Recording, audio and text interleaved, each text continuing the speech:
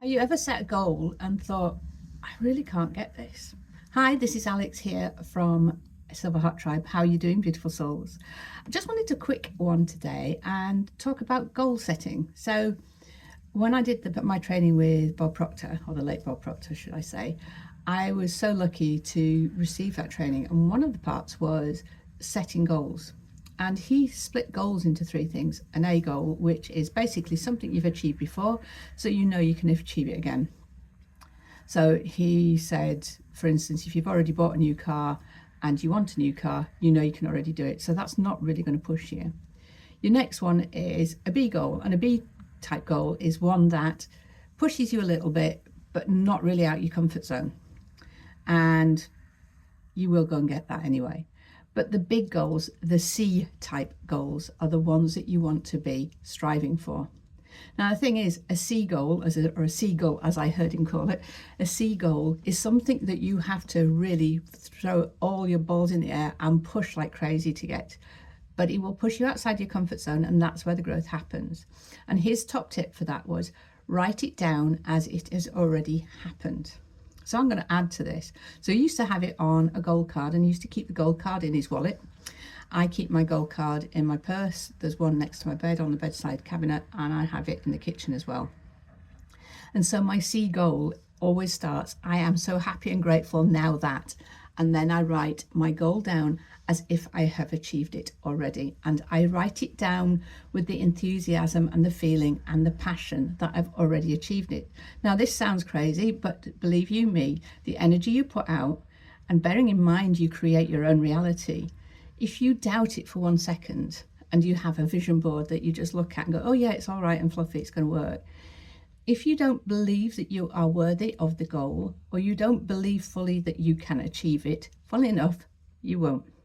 So if you write your goal down on a piece of paper, card, or whatever, and have it somewhere visible, but truly, truly believe that you have achieved it and write it down with that feeling of having achieved that goal, you're going to make that goal so much more achievable.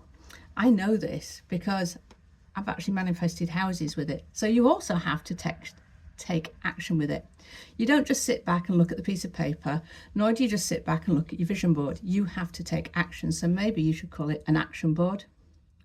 And you have to start looking for the house or the partner or the whatever, because the more you hone your list of what you are actually trying to achieve, the more you will notice things. So when people say to you, don't look for the pink elephant, and you spot the pink elephant, or look for green cars, your mind automatically then starts looking for the green cars. Even though they might not be everyday items, you'll spot them. Why? Because that's what you are focusing on. Even when somebody says don't do it, you'll still spot it because you're automatically looking for that green vehicle. So when you're writing your goals down, get excited about them. Push your boundaries a bit, because you see, the thing is, change happens where the growth happens, and growth happens where the change happens. So you've really got to literally tap into that enthusiasm and that energy, because the energy you put out, you attract back. So if you're sitting there going, it'll never happen, all this shit happens to me and all the rest of it, and more of it does happen, then you're just proving a point.